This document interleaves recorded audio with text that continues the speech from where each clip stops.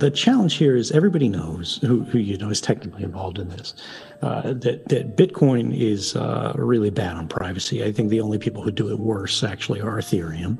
And that's because they use the account-based model as opposed to the address-based model. But a lot of people only use like one account. So they see it's like as if you were using Bitcoin, you were just reusing the same wallet. You get this giant history cruft that just follows you wherever.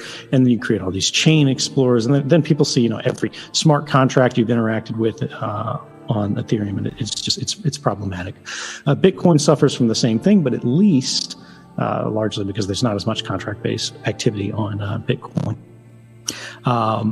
They only see, address A sends to address B and so on. They follow it out. They chart it. They see where it splits on the chain, and then they try to go where it goes back to a common node, or they track spends, or they go where it goes through KYC gateways. And, they find out it with the tools that I had at the NSA in like 2013.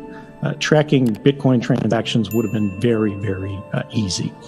And this is why, even though I used Bitcoin to rent the servers that I used for communicating with journalists and passing, massive archive files over the internet anonymously, I was using Tor. I was using sort of mixing services. I was trying to basically do anything that would buy time. It wasn't that I thought the NSA wouldn't be able to follow the trail. It was that, I'd have to go to this guy and then I'd get routed over to the office and then they wait on it because they had other things to do. And it wasn't until there would be a sustained effort that they would be able to do this. And by then I would have already contacted the journalists, so the door would be closed. Normal Bitcoin users don't have that level of awareness. They don't understand the network flows. They don't understand simply your IP address sending, this transaction to this node that then passes it on. All of that leaves a history that is largely being recorded. There are ways on Bitcoin that they can improve this, and that are done like coin join transactions and the whole join market thing, which are great, but they're way too technical for average people. We see some wallet providers who are trying to build in their own mixers, and that's great. It's an improvement, but it's really not enough. You have to have this stuff in the protocol. It has to happen on chain. And that's where you see things like, Monero is great. I use Monero, right? People think I'm like a super Monero hater, and no, they've got a couple super toxic people in their community. And there were some bad design decisions like a million years ago. And it's not perfect, right? But what is? Zcash has its own flaws too. And then Zcash, it's also great, but, for a lot of people, they're not using the shielded transactions, or at least they weren't using the shielded transactions. Now it's getting easier. They've got mobile clients that will you'll do a transparent transaction and then it'll roll you over to a shielded transaction automatically. And these things are great.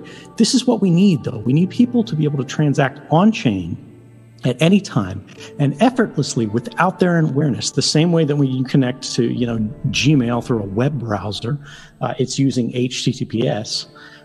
You should have levels of privacy protection baked into the protocol.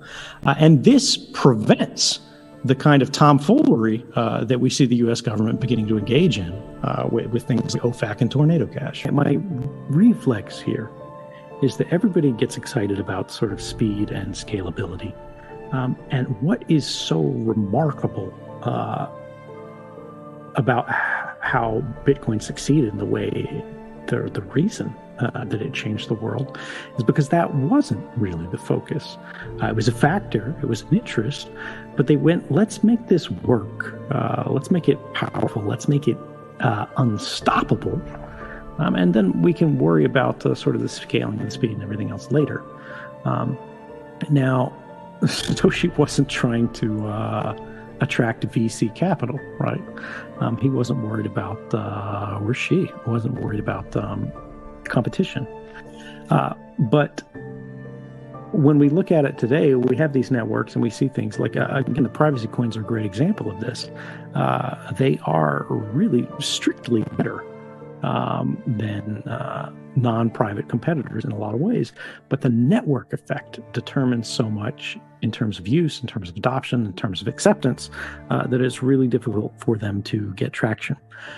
One of the things that is so interesting to me about Ethereum is the fact that it has so much interaction. It has so many cross-chain activity through bridges and whatever.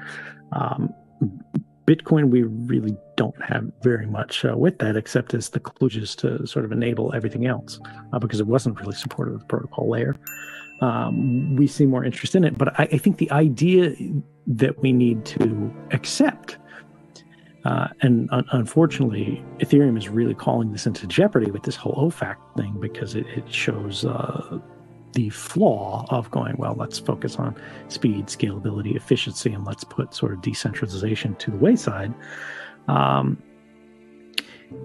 We need movement between chains, right? There's like the Bitcoin maximalist mindset where it's like one coin to rule them all.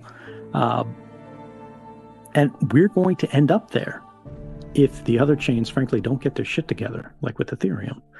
But that's not the world we want. We want people to be able to choose the properties that are most efficient and interesting and valuable to them. Maybe you store your savings in a coin that's a strictly good store of value, right? And I'm talking about like Tether or stable coins. I think the centralized stable coins are crap. I'm very interested in like the MakerDAO DAI thing, not the Maker token, but the DAI part of it. It's phenomenal. The fact that it still works is remarkable. The fact that it still holds its peg is remarkable, just through some over-collateralized algorithm schemes. But then when you want to sort of make it more private, you move it through, whether it's a Tornado Cash-like thing that's on-chain, great, if that's supported there. But imagine it's able to freely move to another chain. We see something now like the Ren bridge that allows you to move from Ethereum into like RenZec, and then you've got your Zcash there. And then maybe later on you move back into Bitcoin because you want to spend there or speculate or whatever. You just trust this one more to hold its value. Or there's some feature of the chain there that's interesting to you. And then you move it somewhere else. There should be a portability here that's not costing you like 2% on every transaction where, you know, we have all these DeFi people that are just trying to extract rents from the ecosystem. But we want people to be able to answer that trilemma for themselves. Right now, very few people are qualified to do that because they don't understand the implications of moving between these chains. They don't understand the values and the properties between it. They just see a stupid dog avatar on a coin that comes out of Elon Musk's account, and then they're like, yeah, write me down for that one. And that's a problem. But as the space matures, as these sort of networks become more sophisticated, people should be trusted to make their own decisions on these kind of things. And we should enable that. There should be coins that are better in certain parts of this trilemma than others. And that's okay, right? Maybe we have a transactional layer where it's super fast and it's got great scale, but it's got terrible properties for everything else. It's super centralized.